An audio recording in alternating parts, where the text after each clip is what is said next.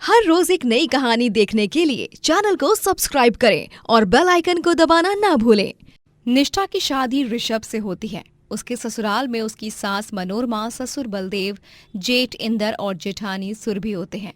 सुरभि जब तक घर की इकलौती बहू होती है तब तक सब उसके हाथ में होता है, लेकिन निष्ठा के आने के बाद उसे ऐसा लगता है कि सबका उसके ऊपर से प्यार है वो कम हो गया है। निष्ठा बहू, ये लो, मैंने तुम्हारे लिए गाजर का हलवा बनाया है, ये खाकर बताओ कैसा है। वाओ मम्मी जी, ये हलवा तो कमाल का बना है, मजा ही आ गया इसे खाकर। थैंक यू मम्मी जी। मनोरमा, अभी निष्ठा को आए ठीक से 1 हफ्ता भी नहीं हुआ है और अभी से ये घर की लाडली सदस्य बन गई है। हाँ? तो क्या, अरे मेरी दोनों बहुएं मेरी बहुएं नहीं, मेरी बेटियां जैसी हैं। अगर ऐसा है तो सबसे पहले इस निष्ठा की बच्ची को क्यों खिलाया आपने हलवा?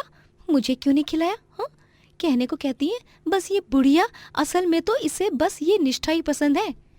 एक दिन जब घर में मेहमान आते हैं तभी सास मनोरमा रसोई में आती है और अपनी दोनों बहुओं से कहती है, निष्ठा बहू, तू बाहर चल, इस सुरभि बहू को ही काम करने दे सारा, ये जल्दी जल्दी बना लेती है सब कुछ, तू तब तक बाहर का काम संभाल। ठीक है मम्मी जी। मनोरमा और निष्ठा वहां से चले जाते हैं। सुरभि तो फटाफट कर लेगी मेरी जूती। ये मम्मी जी खुद को क्या समझती हैं पता नहीं, बस अपनी छोटी बहू सर पर चढ़ाकर रखा है। और कुछ नहीं, मुझे बस बेवकूफ समझ रखा है, लेकिन मैं बेवकूफ बनने वाली नहीं। अगर तुम लोग मेरे साथ बेईमानी करोगे तो मैं भी बेईमान बनूंगी। एक दिन जब निष्ठा का जन्मदिन आता है तभी सास, ससुर और जेठ उसके लिए खूब सारे गिफ्ट्स लाते हैं और पूरे घर को सुंदर तरह से सजाते हैं। थैंक यू सो मच आप सभी का, मुझे ये डेकोरेशन और ये गिफ्ट बहुत पसंद आए, मैं बहुत खुश हूँ, बहुत बहुत बहुत। सुरभि, तुमने निष्ठा को हैप्पी बर्थडे विश नहीं किया? काम में इतनी बिजी हो कि घर में किसी के जन्मदिन है ये भी भूल गई। मुझे नहीं विश करना इसको। मैं जा रही हूँ अपने मायके, रात को देर से आऊंगी, आप सब पार्टी करो अपनी। हाँ। सुरभि, ये कैसा बर्ताव है? सुरभि, रुको सुरभि, मेरी बात सुनो। रहने दीजिए इंदर भाई साहब, सुरभि भाभी को मायके में जाने का मन होगा और मुझे मेरे जन्मदिन की बधाई देने के लिए उन्हें मत कहिए। उन्हें मुझे बधाई देनी है या नहीं वो उनकी मर्जी। पता नहीं कौन से झटके लगते हैं तेरी जेठानी को अचानक से निष्ठा बहू। खैर, उसके कारण हम ये जश्न का माहौल क्यों मातम में बदले। चलो केक काटो, केक काटो। मनोरमा केक लाती है और निष्ठा अपने जन्मदिन का केक कट करती है। सुरभि ये सब चुपचाप अपने घर से बाहर से देखती है और उसे ये सब देखकर बहुत गुस्सा आता है। मम्मी जी को तो देखो कैसे फुदक फुदक कर खुश हुए जा रही हैं। मेरे जन्मदिन की पार्टी इस घर में कभी नहीं मनाई गई और इस निष्ठा को आए अभी तक ठीक से 1 साल भी नहीं हुआ और इस पर तो सभी इतना प्यार बरसा रहे हैं कि बस पूछो मत, यहाँ तक कि मेरा पति भी। एक रात डिनर करते समय निष्ठा सबको बताती है, मैं आप सबको एक बात बताना चाहती हूँ। वो मैंने कुछ दिनों पहले ही एक कंपनी में इंटरव्यू दिया था और अब मुझे वहाँ से कॉल आया है।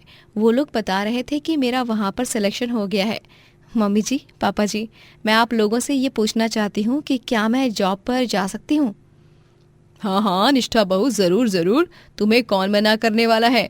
निष्ठा बहू, अगर तुम्हें एक अच्छा अवसर मिला है तो तुम इस अवसर को अपने हाथ से जाने मत दो। जाओ बहू, जीवन में आगे बढ़ो। थैंक्स मम्मी जी, थैंक्स पापा जी। निष्ठा अब काम पर जाने लगती है। निष्ठा सुबह का नाश्ता और आधा काम पूरा करके ही काम पर जाती है, लेकिन इसमें भी सुरभि को दिक्कत होती है और वो सोचती है कि उस पर ही ज्यादा काम का बोझ पड़ रहा है। निष्ठा बहू, मेरे लिए गर्मा गर्म चाय बना दो। और हाँ, चाय बनाने के बाद मुझे पकौड़े तलकर दे दे। भाभी, आज मेरी छुट्टी है तो आज प्लीज मेरे पसंदीदा रसगुल्ले भी बनाइएगा। ठीक है। सुरभि गुस्से से सारा काम करती है। मुझे नौकरानी और उस निष्ठा चुड़ैल को सिठानी बनाकर रखा है इन घर वालों ने।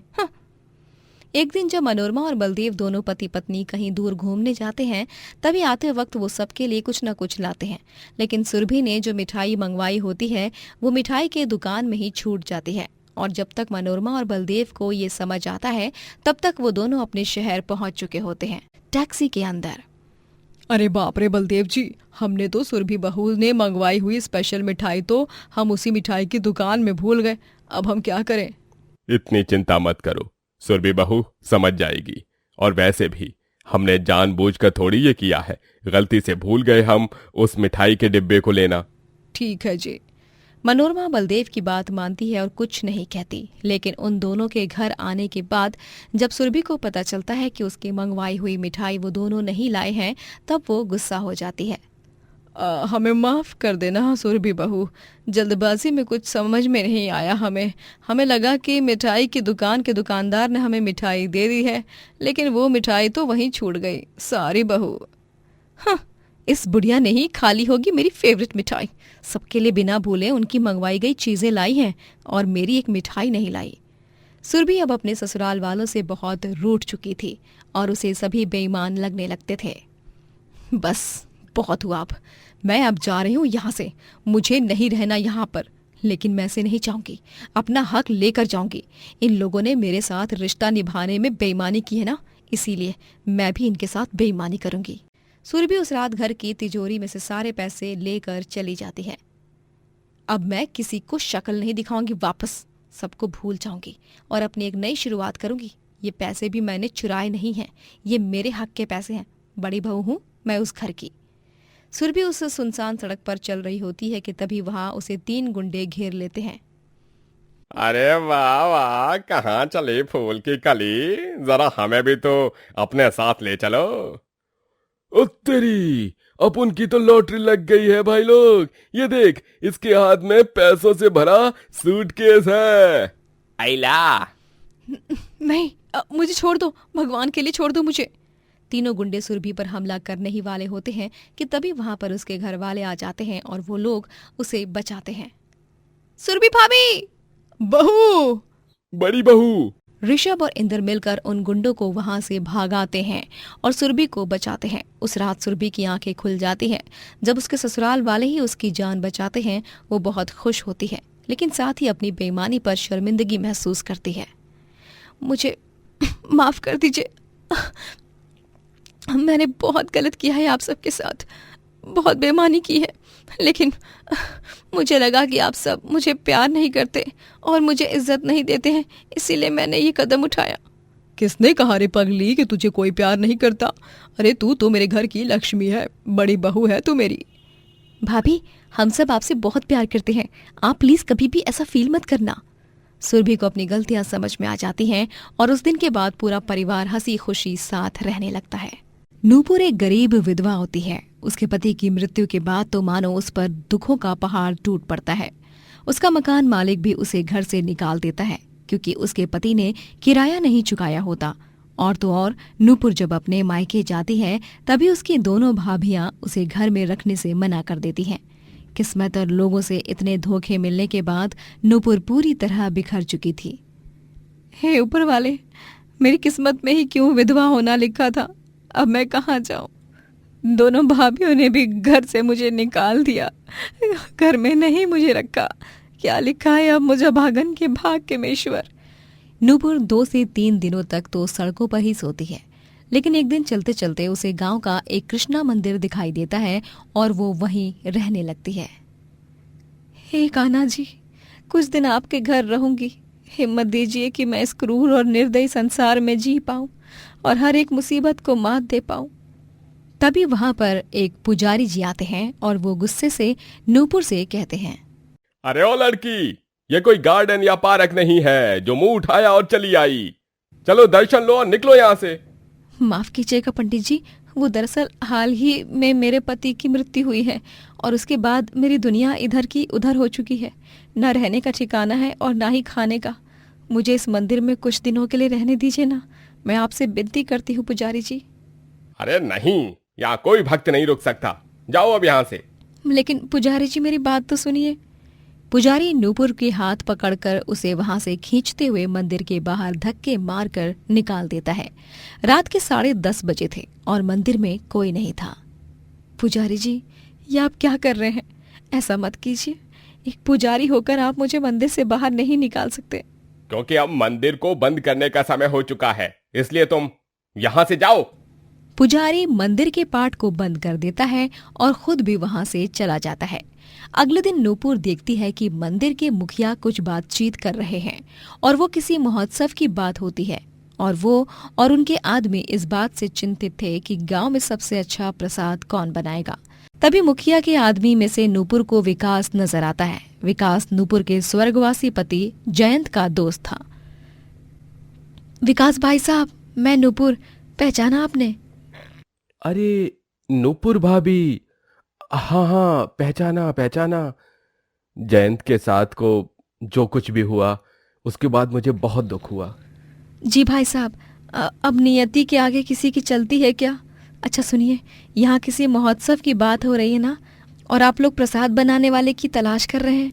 हाँ नूपुर भाभी, पूरे गांव के लिए पूरी सब्जी और हलवे का प्रसाद बनाना है, लेकिन सभी लोग ज्यादा रेट्स मांग रहे हैं। क्यों ना प्रसाद बनाने मैं आ जाऊं? अरे वाह, ये तो बहुत ही अच्छा सुझाव है। मैं ये कैसे भूल सकता हूँ। जब मैं पहली बार आपके घर खाना खाने आया था तब भी आपने पूरी सब्जी ही बनाई थी, और वो भी इतनी स्वादिष्ट कि मेरा मन ही नहीं भर रहा था। रुकिए, मैं अभी मुखिया जी से बात करता हूँ। विकास मंदिर के मुखिया जी पंचमलाल को जाकर नूपुर के बारे में बताता है और मुखिया जी नूपुर को एडवांस पैसे देते हुए कहते हैं, ये लीजिए नूपुर बहन, ये कुछ एडवांस पैसे हैं। आप काम शुरू कर सकती हो। आपके पैसे हम आपको महोत्सव के दिन देंगे। धन्यवाद मुखिया जी, लेकिन मुझे ये पैसे नहीं चाहिए। भगवान के प्रसाद को बनाने के लिए मैं पैसे नहीं मांगूंगी। हाँ, केवल प्रसाद का सामान लाने के लिए पैसे दे दीजिए। हाँ, वाह नूपुर बहन, बहुत ही अच्छे विचार हैं आपके। मैं बहुत खुश हूँ आपसे मिलकर। आप सही मायनों में कृष्ण भगवान की एक सच्ची भक्त हो। नूपुर सामान लाती है और प्रसाद की तैयारी करने लगती है। महोत्सव के लिए बस एक दिन बचा था और नूपुर को मंदिर के कक्ष में रहने की अनुमति मिल गई थी, वो भी महोत्सव के खत्म होने तक। लेकिन शाम के बाद मंदिर में जो पुजारी जी थे, जिन्होंने पिछली रात नूपुर को मंदिर से बाहर निकाला, वो इस बात से अनजान थे कि नूपुर भी मंदिर में है। रात में नूपुर कक्ष में बैठकर अगले दिन के महोत्सव के लिए सारी तैयारियां कर रही होती है। तभी वो पुजारी जी की आवाज सुनती है, जो फोन पर किसी से बात कर रहे होते हैं। हेलो हेलो, हाँ बोल भिड़ू। हाँ आरेला है रे अपन। हाँ हाँ रुक, थोड़ा रोज की तरह दान पेटी से माल तो चुरा लेने दे, फिर करेंगे अपन आज धमा चौकड़ी और पार्टी शार्टी। पुजारी मंदिर की दान पेटी से सारे पैसे निकालता है और आधे पैसे अपनी जेब में डालता है। कक्ष की खिड़की से झांकते हुए ये दृश्य देख नूपुर के रोंगटे खड़े हो जाते हैं। वो बहुत घबरा जाती है। इसका मतलब शाम के बाद जो पुजारी आता है वो एक ढोंगी है, एक गुंडा मवाली। हे भगवान, नहीं, मुझे अभी मुखिया जी को यहाँ बुलाना होगा। लेकिन मैं कैसे बुलाऊं? मेरे पास तो फोन भी नहीं है। नूपुर हिम्मत जुटाकर कक्ष के बाहर आती है और वो जोर जोर से चिल्लाने लगती है, चोर चोर चोर।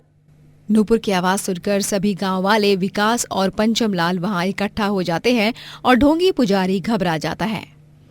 अरे नूपुर बहन, क्या हुआ? सब ठीक तो है ना? अरे कहाँ है चोर? नूपुर भाभी, क्या हुआ? आप तो प्रसाद की तैयारी कर रही थी ना, फिर अचानक से क्या हुआ है? कहाँ चोर? चोर चोर क्यों चिल्ला रही थी आप? ये है चोर, ये ढोंगी आदमी जो पुजारी का मुखौटा पहनकर हर रात यहाँ इस दान पेटी से पैसे चुराता है। शक तो मुझे इस पर कल रात को ही हो गया था मुखिया जी। मैंने इसे अपनी आंखों से और कानों से अपने दोस्त से फोन पर बात करते हुए सुना है। ये उससे कह रहा था कि ये रोज की तरह पैसे लेता है दान पेटी से, और इसकी भाषा से तो ये गुंडा लग रहा है। ये तुम क्या कह रही हो पुत्री?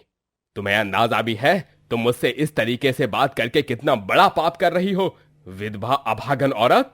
चुप, एकदम चुप। खबरदार अगर कुछ और बोला तो। लेकिन नूपुर, तुम यह बात दावे से कैसे कह सकती हो? रुकिए मुखिया जी, मैं अभी इसके लास्ट डायल नंबर पर कॉल लगाती हूँ, तब आप सब खुद ही सुन लीजिएगा।